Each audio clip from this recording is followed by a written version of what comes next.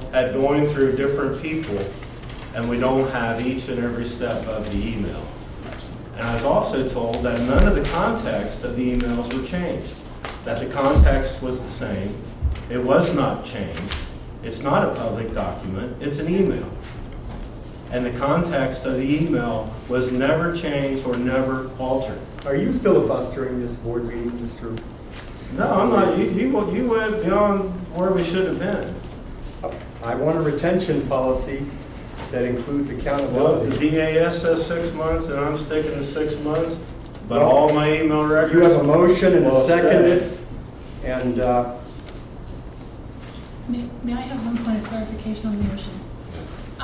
When forwarding documents to the state archive, we need to indicate how long they're retained at the archive.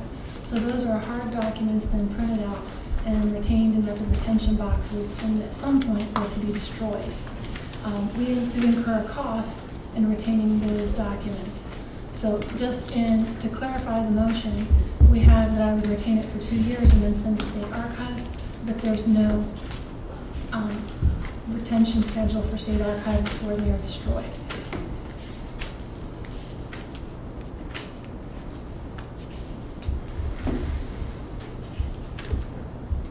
Would we want to clarify that? That would have to be clarified. 2 years is what? So after 2 years, the motion had said that would retain for 2 years, then years, forward yes. to state archive. Yes. But state archive needs a time period for how long they retain it before it is So, destroyed. Mr. Chairman, Executive Director Lee, yeah. So are you asking for us, or should we ask the state archives how long do they retain, or do we have to direct them? Yes, in a record retention schedule, when you send something to state archive, then there is a specified period of time that is retained in hard copy in that archive before it is then destroyed. So that is the time period. We've got 2 years in the motion, and then it says then forwarded to the state archive. But what is missing in that motion is how long will the state archive retain those documents? I don't have an answer to that. I would refer to whatever the practice is among other state agencies and boards. That's why I asked that question. And Mr. Boyer, in your email dated October the 5th, 2015 at 4:38 p.m., that's October the 5th of 2015, 4:38 p.m., you quote, "I will not stand idly by while you waste taxpayer dollars on a wild goose chase." I read the full email.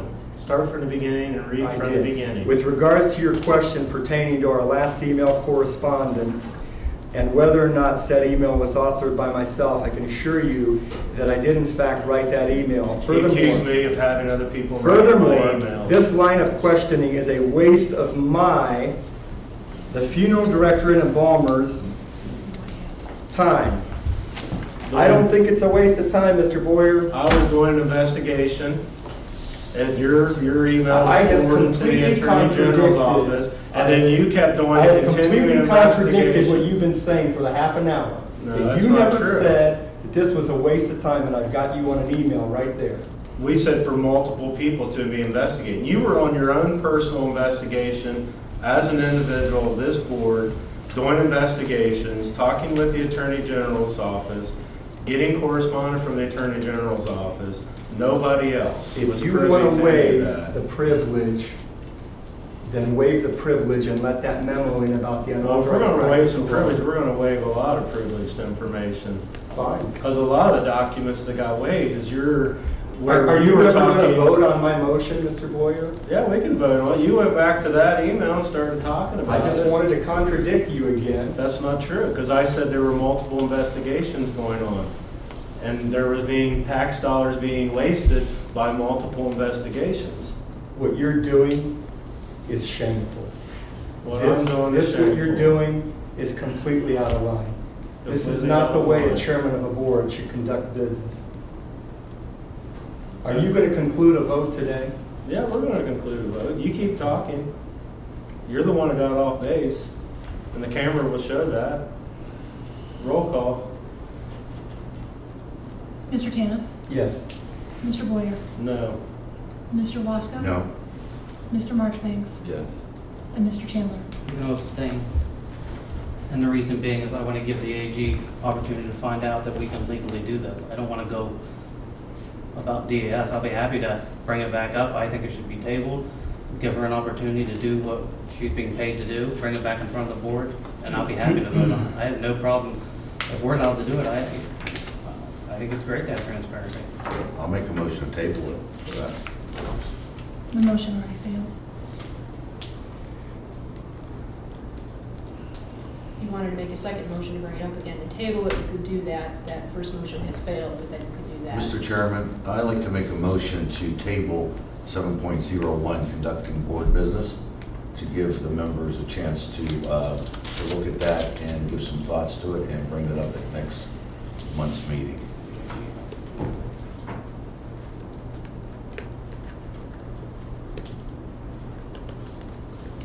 I'll second that.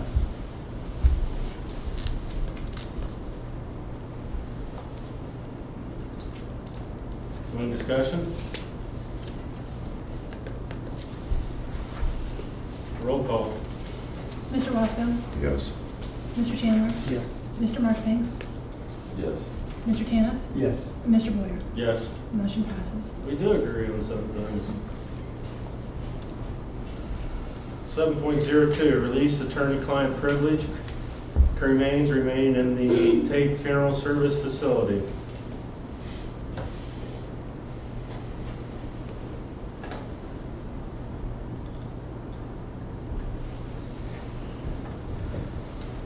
Do I need to explain this? or-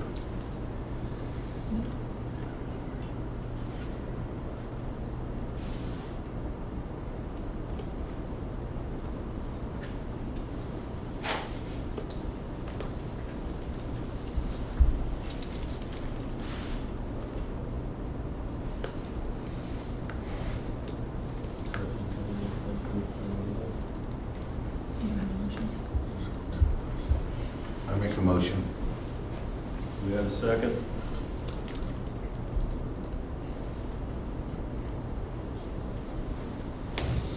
I second that motion. Discussion?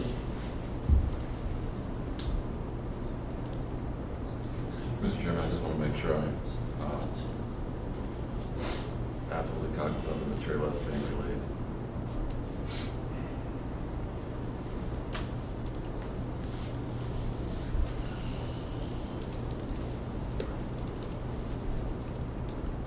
Right.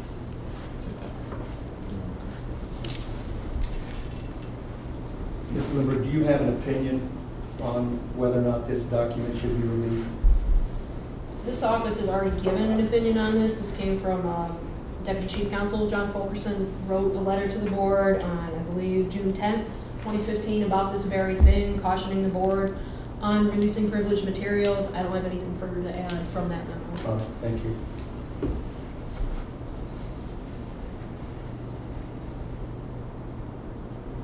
Mr. Chairman?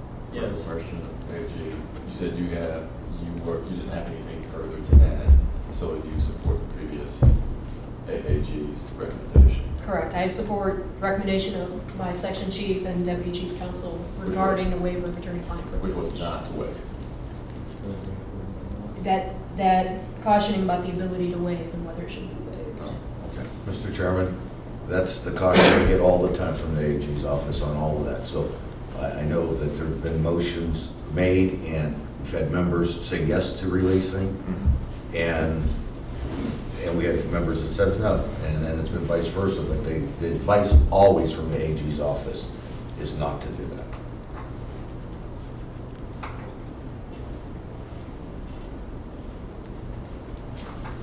So am I allowed to discuss why we're thinking about releasing this information? Yes, you just can't discuss the contents of that advice that was sought without the Okay. waiver.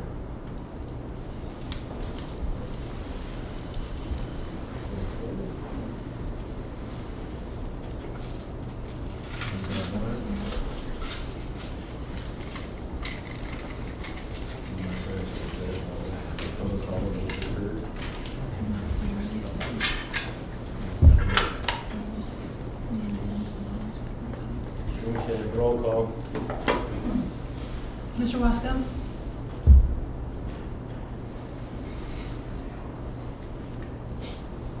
Yes. Mr. Boyer? Yes.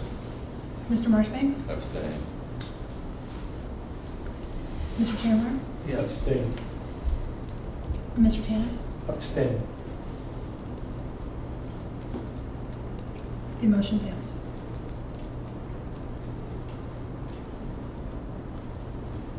Okay, we'll move on to 8.01, inspections completed by Seahawks.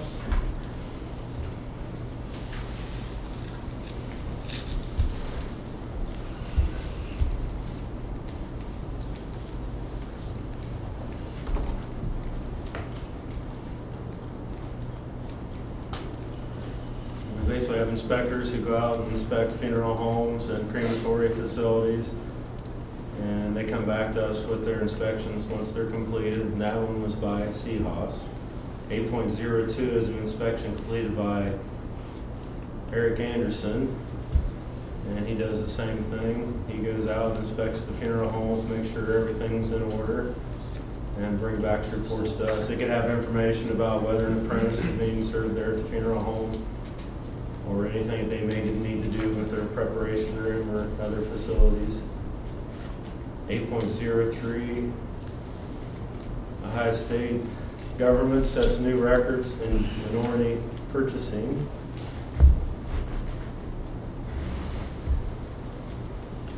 Mr. Chairman, I just want to compliment the Vanessa and her staff on reaching 32.63% of the requirement. State average was 18.42 of the MBE requirement, and I thought that was great. We thank you. Thank you, Vanessa. And moving on to 8.04, our workforce planning. It's going to be fiscal year of 2016.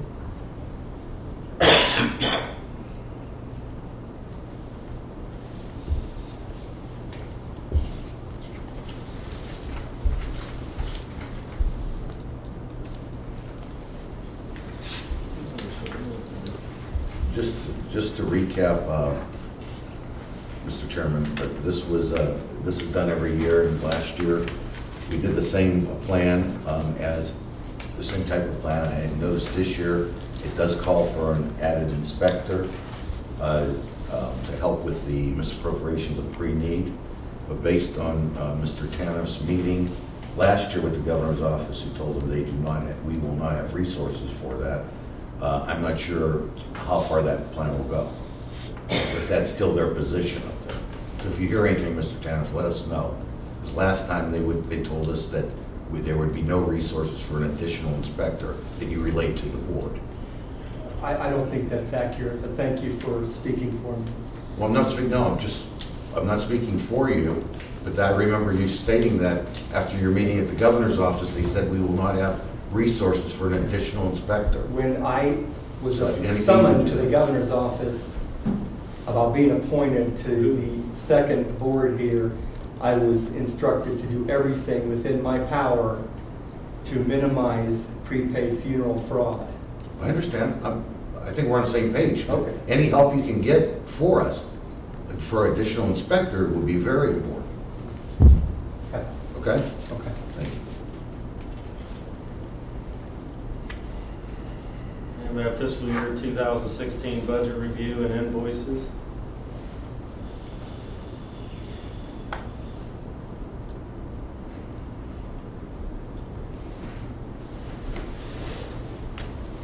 It just shows the expenditures that our office goes through for the year, in the past years. I think we have records going back to '08 concerning that.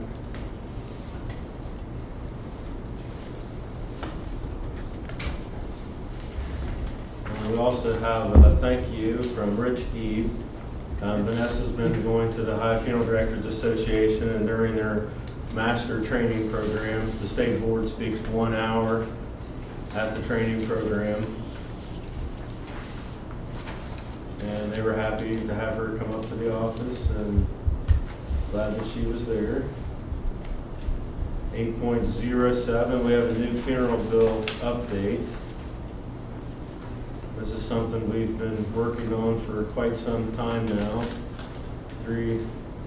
several years, and we're finally going to get a bill possibly that's going to help with pre-need fraud. We hope it gets introduced.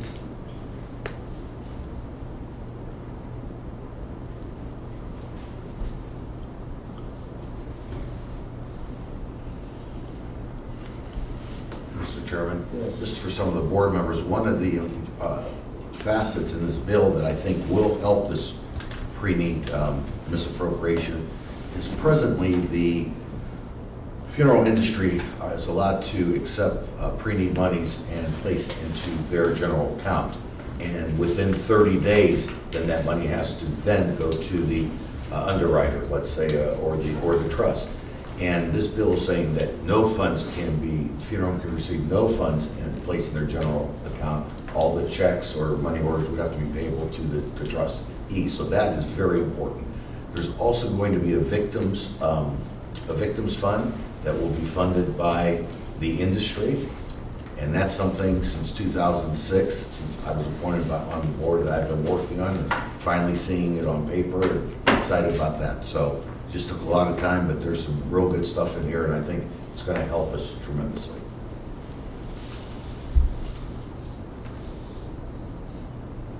Any more discussion? In Yes. regards to that bill, Mr. Lesko, any executive director, you can weigh in here.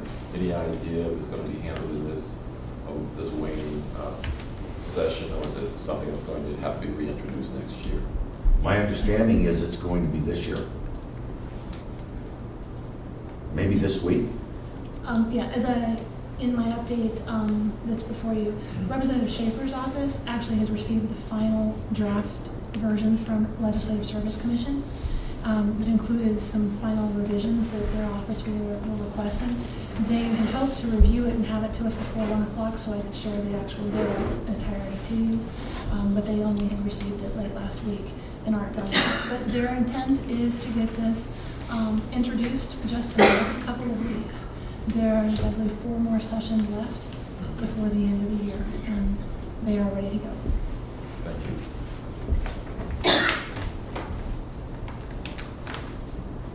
Any more discussion?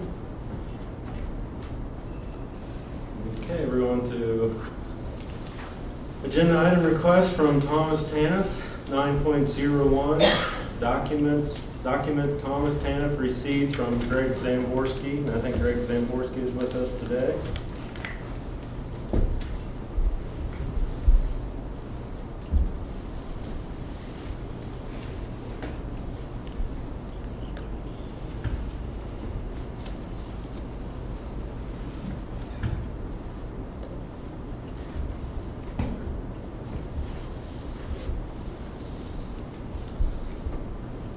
You want to discuss it? It's still loading. Oh, okay. Do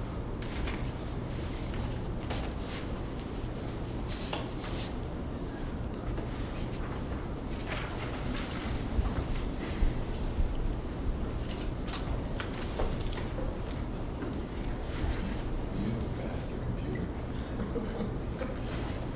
How's Christie getting everything done so fast down there? Maybe she's keeping her updates updated? Yeah, I had the one loaded. I'm familiar with today. this document. Okay. And Mr. Zamborski is here, and I didn't know if you wanted to speak and address this board or myself on this document or this topic.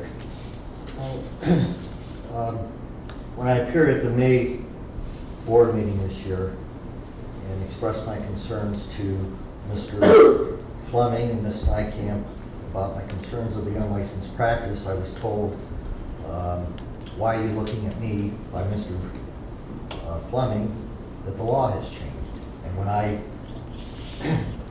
brought up the fact that, so what you're telling me, sir, is that I can go ahead and open or purchase a funeral home and hire anyone to meet with families. And he was unwilling to answer that question or statement. I found documentation from 2008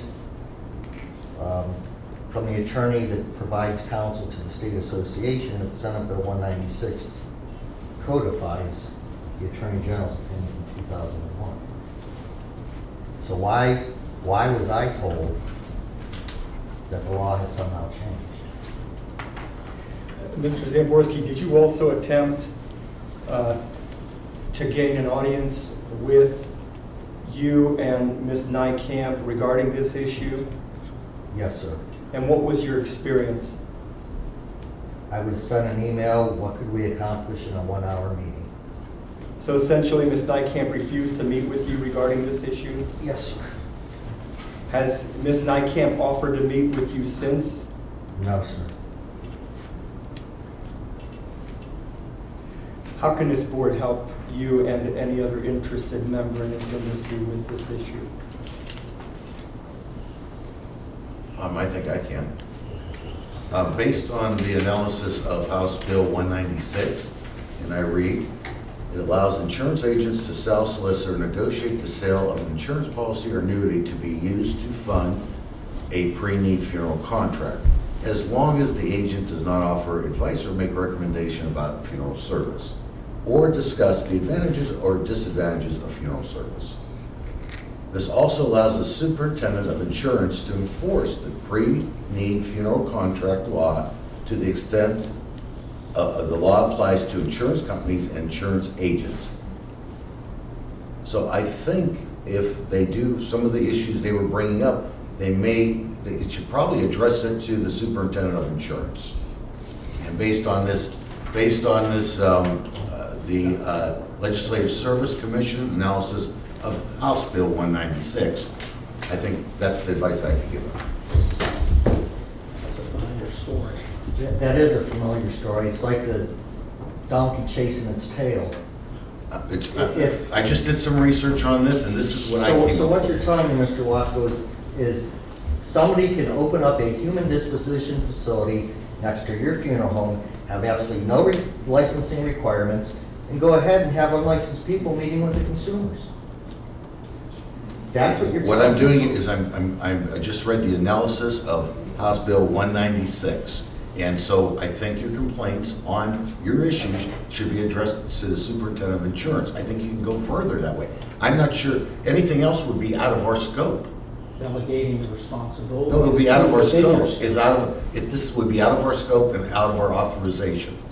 Mr. Wasco, is the AG's office, though, currently researching this issue to provide an update? I'm not sure, because every time I ask the AG's office for opinion, we don't get it. We get an opinion when we don't want it. Well, that's So not- I'm not sure where they're at. Not getting an opinion that you may or may not agree with is not getting an opinion. It's not true. A blank sheet of paper is a blank sheet of paper. So when you make a living and you receive a paycheck, who's your paycheck come from? My paycheck? My paycheck comes from insurance commissions that I'm, So the money you receive for you doing business, a check's written from an insurance company Correct. to you or your agency. correct. May I ask why you ask? Because you're using your insurance license. But I'm also licensed as a funeral director. Okay, so Mr. somebody- Wasco can't delegate, Okay. if I didn't have my funeral director's license or I let it lapse, Mr. Wasco can't say, Greg, I want you to go out and meet Mrs. Smith on behalf of my funeral home. You can't delegate that. I'm not sure that I disagree with you on that.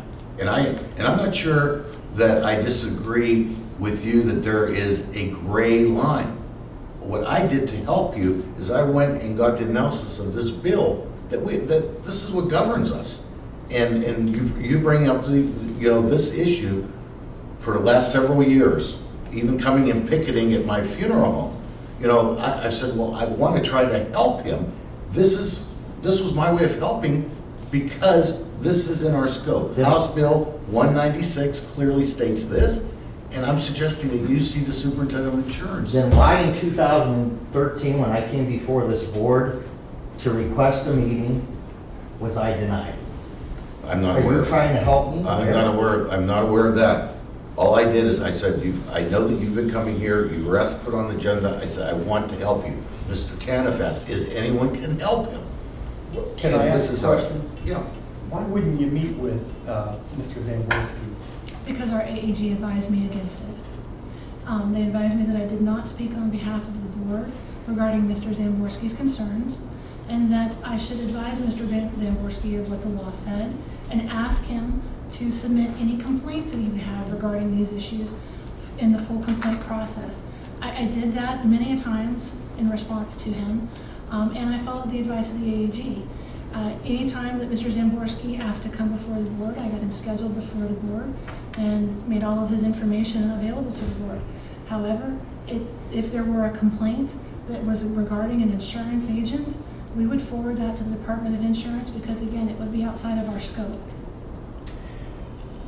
No one's asking you to practice law, but to meet with him regarding what, I don't know, I'm not in the business, but it certainly looks to me to be a very paramount and fundamental issue out there, but to not even meet with him and listen to him?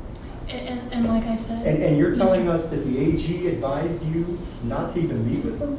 As I said, Mr. Taniff, the AG advised me that I do not have the authority to commit to anything to Mr. Zamborski Well, I know or to that. act on its behalf. There was no motion before the board No one- to authorize me to take any actions You're from Mr. misunderstanding. Zamborski. No So one's I- asking you to act on the board, but if someone wants to meet with you, shouldn't you at least give them an audience? Again, I was not under any authority of the board to meet with Zamborski, nor did I have any authority to take any action on his behalf. He needed to become before the board if he had a board issue, and I followed the advice of our Attorney General. I doubt that the Attorney General advised you, don't meet with this man, don't listen to him, don't take notes, and don't report back to the board. As I said, the Attorney General advised me that I didn't have any authority to act on behalf of the board regarding Mr. We all know. Zamborski's issues, This is and insurance that Mr. products. Zamborski needed to come before the board. You want us to regulate the insurance business? Is that what? Mr. Boyer, and what if there's no product that's sold? What if there's no cash exchange? I'm just saying, at What- the time. Whoa, what is it? I was talking, If you're you sitting there and interrupted talk, I have the floor, sir. I was speaking to Mr. Taniff and you interrupted me, but go ahead. 'Cause I'm gonna ask If you're you- meeting I'm with gonna a ask more consumer, questions. if you're meeting with a consumer and no monies are Are we, exchanged, what are you immediate ad practicing? need, somebody just died, but- and they I'm- called you, somebody just died, and you were asked to make a removal or do an embalming.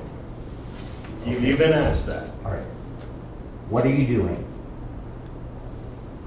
No, I'm asking, if somebody passes immediate death, do they call Greg Zamborski and say, can you come and make the removal and do the embalming for my family? Absolutely, but what if they want to make funeral? When did homes? you do that last? I don't own a funeral home, sir. I own an agency. So do you offer, when somebody passes away, are you providing goods and services and setting up funeral services and funeral arrangements? Are you meeting with the family and providing those services? On a, At need, somebody passes away, no, they sir, call on you. on a pre-need. I'm soliciting funeral services. So now you're back to selling an insurance policy. Soliciting. There's a difference between soliciting and selling. Soliciting is promoting or bringing about the sale. The use of your insurance license. And what if there's no monies exchanged? What I'm if just you- saying, you're discussing insurance. You're not discussing. I'm talking about the unlicensed practice of funeral directing, in which this board has a statutory authority to suspend or revoke any licensee that delegates that to a non-licensed person. Yes. Is that, I mean, I'm empathetic to you. I'm not, I know, I think I know where you're coming from.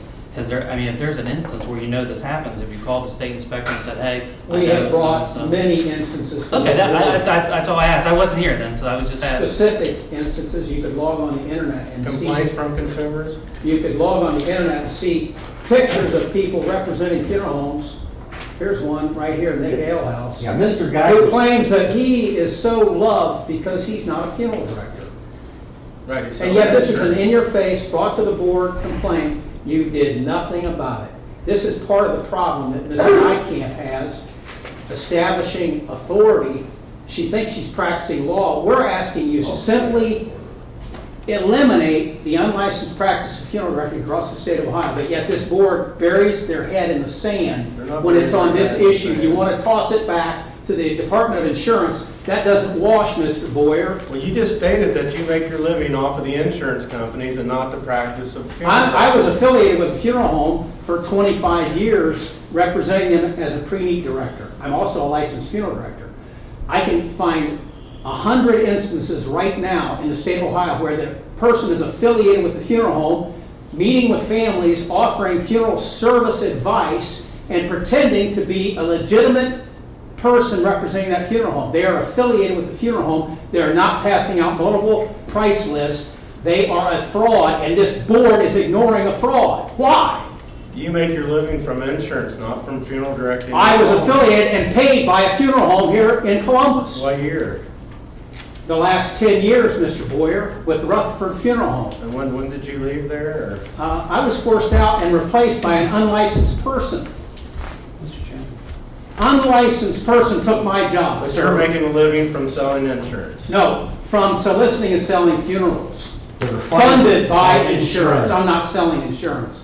But you're saying you can't sell this, you can't sell an insurance product without having a funeral director's license. You're getting it confused. Why are you arguing the point? Because you're selling insurance and making a living off of selling insurance, not off of I was providing. paid by a that. funeral home, You don't sir. meet with the family when somebody passes away. You're not called and you don't go meet with the family. Here's the You don't point. meet with the family at a funeral home. Oh, yes, You I don't did. provide goods and services. Yes, I was a funeral director, When somebody passes away. employed by Rutherford Funeral Home, and Bill Rutherford So- delegated that responsibility to me. He died last summer. Upon his death, his family replaced me with an unlicensed person. Do you think I have an axe to grind?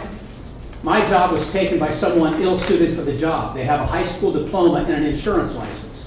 They are meeting with families and making funeral arrangements, not selling funeral insurance Okay, policies. now an insurance agent comes to my home and he's trying to sell me a whole life policy. And I explained to him, why do I need a whole life policy? Well, you need to cover some of your debt. Well, like what debt? Well, do you owe money on your home? Do you have a mortgage on your home? I say, well, yes, I do. I have a mortgage on my home. It's $35,000. Does the insurance agent now become a banker? Now, they also asked me, Greg, do you have any debt on your car? Well, I owe $5,000 on my car. Does that make him a car salesman? So now he knows that I have $40,000 in debt, and the insurance agent, Greg, I recommend you buy a $50,000 whole life policy. But is he a banker and a car salesman? What are you getting at? Yeah, where are you? I'm saying you're selling insurance. No, I'm soliciting funeral services, funded So by what insurance. funeral home do you operate out when somebody passes away? I was with Rutherford, I'm currently with another. But do they come in, somebody passes away, you get the call, you go make the removal, bring the person back to the funeral home. I've done all of those You contact things, the Mr. Boyer. family and say, I want you to come in. I am a and make full service funeral arrangement." director, I have done all of those things. I am capable of doing those things. But are you? And I am currently affiliated with a funeral home. I'm saying that this board has stuck their head in the sand. We have complained for 10 years, and yet you're allowing it to happen because insurance I'm not allowing anything companies to want it to happen. happen. Well, then why haven't you done something about it? I'm at our funeral home, you come in. and I'm not talking about your funeral home. You meet with a licensed funeral director. There's over 100 funeral homes that I could point to right now that are doing this for